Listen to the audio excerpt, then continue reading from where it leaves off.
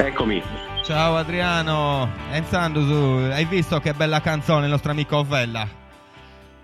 Sì, grazie per questa canzone, sono veramente contento e ne approfitto per salutarlo, spero che ci stia ascoltando. Dovrebbe essere tra gli ascoltatori, almeno è quello che è uno di quelli che è stresso con WhatsApp con i messaggi, quindi se non altro è informato del fatto che siamo qui. È un bravissimo cantante, assolutamente, cantautore, esattamente, e tra l'altro che descrive una città, Cagliari, che in questo momento da oltre quasi 2 mesi è diversa da quella che lui racconta in questa canzone. È molto diversa, è una città triste, dove le persone sono rinchiuse nelle proprie abitazioni, dove le persone non possono esercitare liberamente i propri diritti.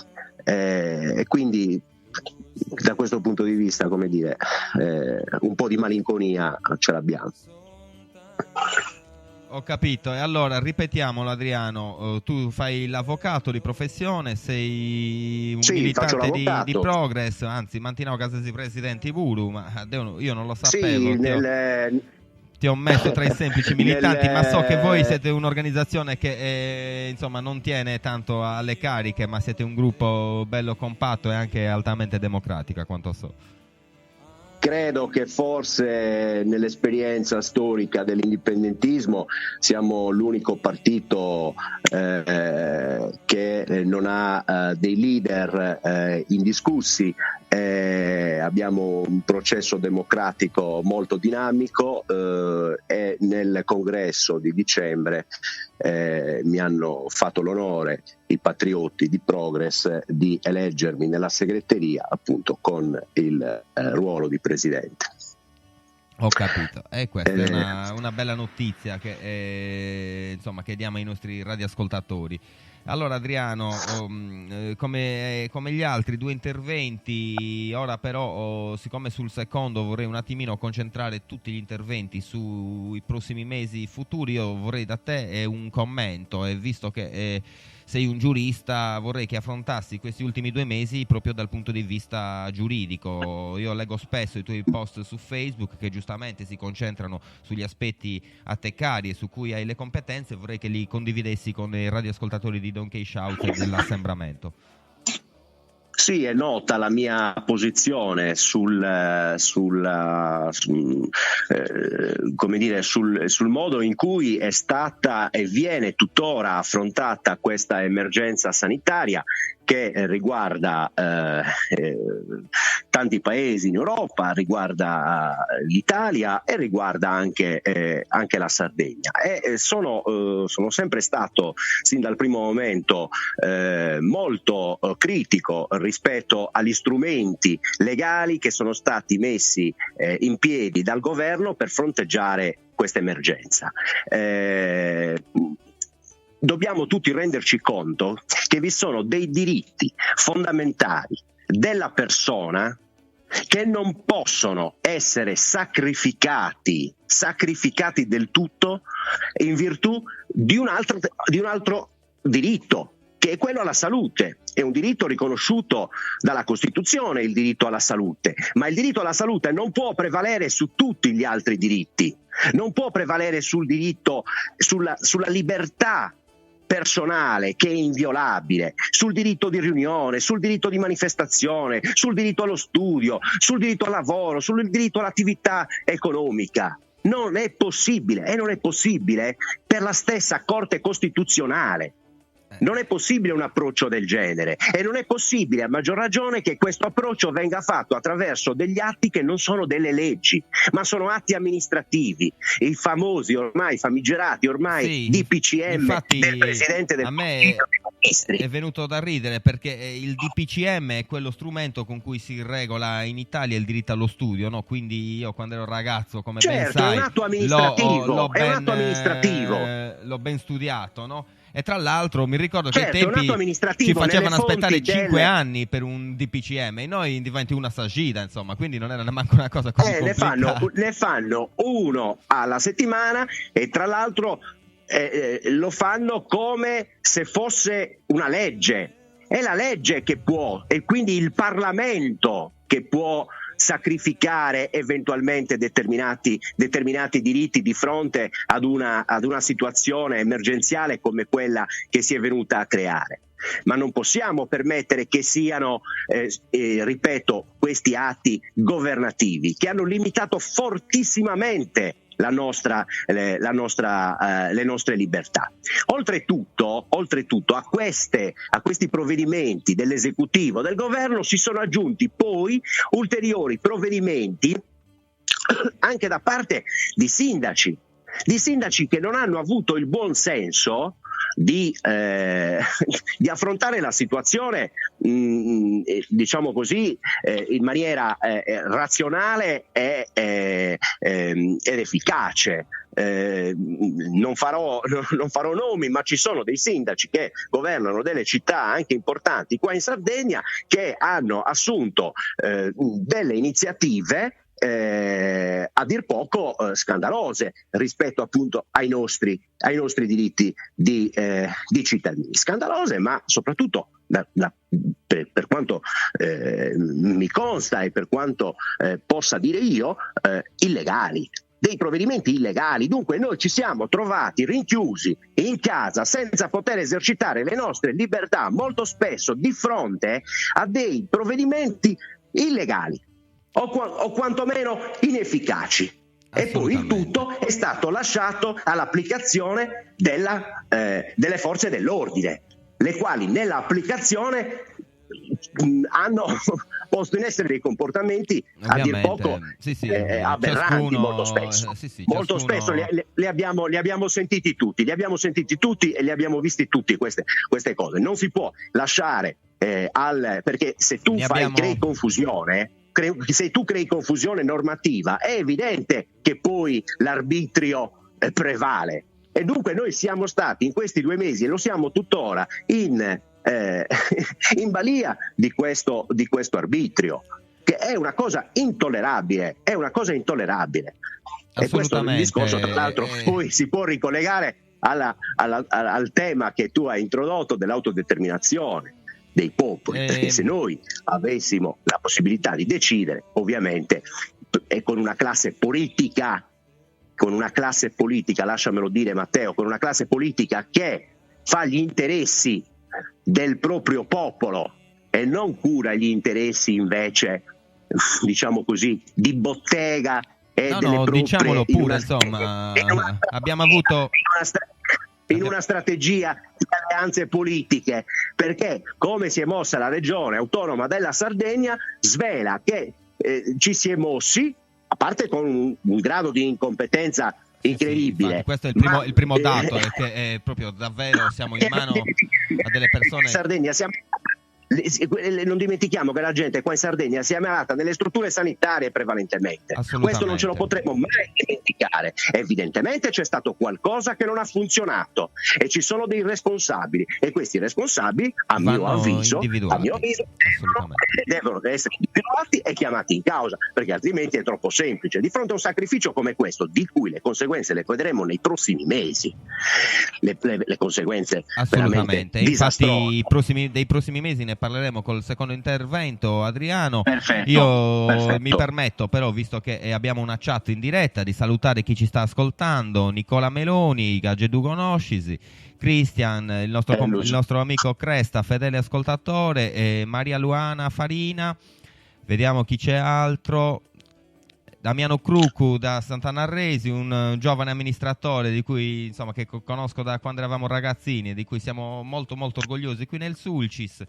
Assolutamente, fate bene a esserne orgogliosi. E saluto anch'io tutte le persone che stai. E allora, Adriano, per non incasinarsi, il presidente ha deciso che riprenderà la stessa scaletta, quindi il tuo sarà all'intervento di chiusura di questa trasmissione, il prossimo, ok? Anda bene.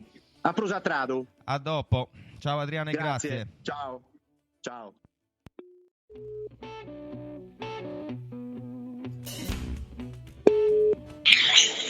Eccoci Matteo. Ciao Adriano, bentornato. L'assembramento, la trasmissione di approfondimento politico di Radio Donkey Shouts. Spero che abbia apprezzato, insomma, l'idea e come l'abbiamo portata avanti. Assolutamente, ti faccio anche in bocca al lupo per la trasmissione, speriamo che abbia grande successo, come merita. Abbiamo l'ambizione di realizzare uno strumento che come vedi ci piace condividere con le idee, con i tanti compagni di strada. Insomma, credo che siamo sulla strada giusta per il momento. Fino a quando ci faranno trasmettere, noi saremo qui. E allora, Adriano, commenti in Diogausu Veisi nei prossimi mesi?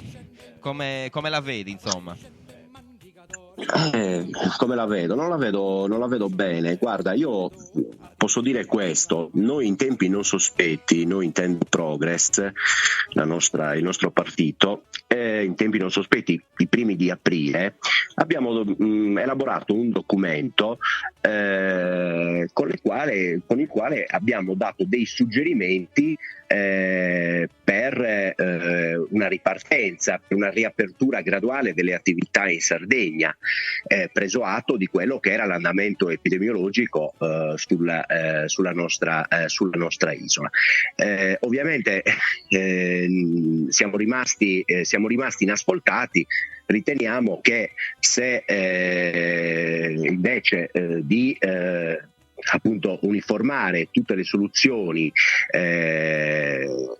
così come sono stati uniformati a livello statale, si avesse avuto realmente un'attenzione maggiore alle peculiarità delle diverse aree amministrate dallo Stato italiano, probabilmente ci troveremmo in un'altra situazione. Questo documento comunque in questo momento oramai ha perduto un po' della sua attualità, però per chi volesse lo può trovare sul nostro sito e lo può consultare. Io diciamo che al di là dell'aspetto strettamente sanitario, sono un po' preoccupato e ritorno qui al discorso dei diritti e delle libertà, perché quando ci si rassegna alla limitazione delle proprie libertà e dei propri diritti, chi comanda, l'ordine costituito, ne approfitta inevitabilmente, e questo è un problema che secondo me vivremo nel prossimo futuro, lo vivremo in Sardegna, in Italia, ma anche in altri paesi d'Europa e del mondo. Questo mi sento di condividere con voi questa preoccupazione. Dico, ci rassegniamo perché Adriano, è una preoccupazione credo comune, perché ci rassegniamo perché sostanzialmente ci siamo rassegnati. Vorrei dire che non ho sentito a livello sardo nessuna presa di posizione seria e di un certo spessore da parte delle opposizioni in Consiglio regionale. Cioè, dove sta l'opposizione in Consiglio regionale? Questo ovviamente limita totalmente la dialettica democratica. Chi governa fa un po' quello che vuole. Quindi da questo punto di vista sono preoccupato. L'opposizione l'abbiamo fatta noi cittadini con gli strumenti che abbiamo e con gli strumenti che stiamo cercando. Vergognoso che certe delibere che le delibere siano nascoste, insomma, hanno messo il segreto di Stato, insomma, volevamo fare la nazione, per ora ci dobbiamo accontentare del segreto di Stato, Adriano. Sì, così è. Quindi tempi bui all'orizzonte, credo. Ai noi e ahimè, anche io non sono per niente ottimista. Però... Anche perché comunque sia, Matteo, viviamo in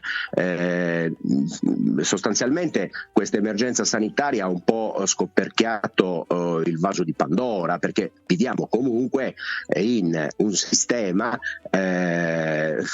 fortemente che ha delle fortissime lacune dal punto di vista democratico, sia nella sua propagazione statuale, ma anche nella sua dinamica europea. Viviamo in una gabbia dove i diritti dei cittadini e i diritti dei popoli sono duramente repressi, già oggi, già ieri, vedremo che cosa succederà domani, e le aspettative, ripeto, non sono buone.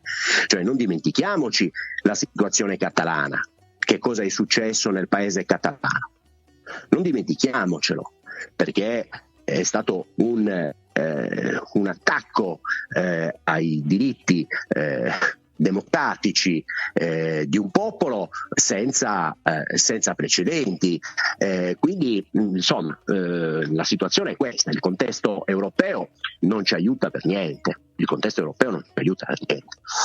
No, bene hai fatto a ricordare l'esempio catalano, Adriano, perché insomma ho paura che quello sarà lo stesso identico atteggiamento che avranno nei nostri confronti qualora riuscissimo, e noi ce lo auguriamo, a creare un movimento forte come quello indipendentista catalano, insomma. Sì, perché la misura del rispetto e nei confronti di alcune lotte non deriva necessariamente dal grado di repressione, come diceva l'amico Piras, Michele, che saluto, perché la questione palestinese è sotto gli occhi di tutti, che è una questione drammaticamente peggiore rispetto alla situazione sarda, ma questo non vuol dire niente, perché nel momento in cui anche in Sardegna dovessimo, in un contesto quindi diverso dal Medio Oriente, in un contesto europeo, dovessimo rivendicare il nostro diritto, non dico all'indipendenza, ma anche semplicemente all'autodeterminazione, si scatenerebbe quello che verosimilmente si scatenerebbe quello che si è scatenato in Kurdistan, in Catalogna. Palestina, sì.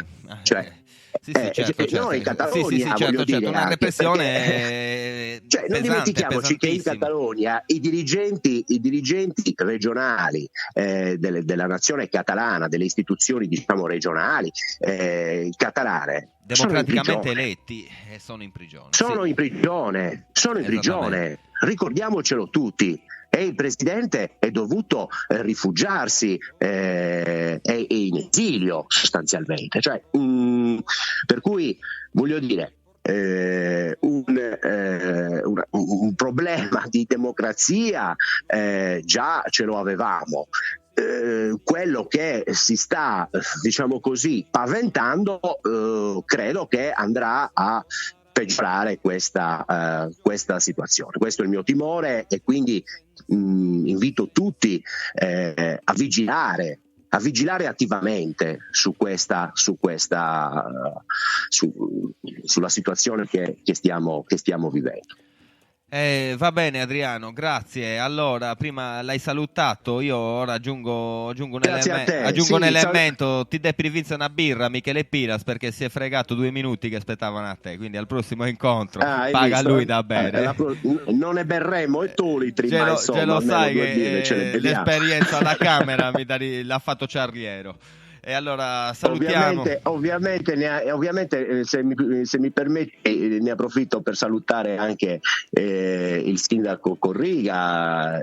Tra l'altro io faccio parte del consiglio legale della Corona dell'Ogu, quindi è un'iniziativa che gode della mia più totale stima, e gode della mia totale stima il sindaco Davide, e saluto anche ovviamente Cristiano per il suo le faccio i complimenti per il suo intervento, insomma. Va bene. Grazie a tutti. Grazie a te, Adriano, e niente, ascoltaci che insomma siamo qui, se non altro ascolta a Sammy Guvella, si ascolta a noi, non so.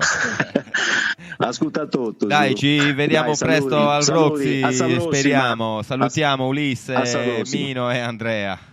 Asibiri, ciao Adriano. Ciao, buona serata, ciao.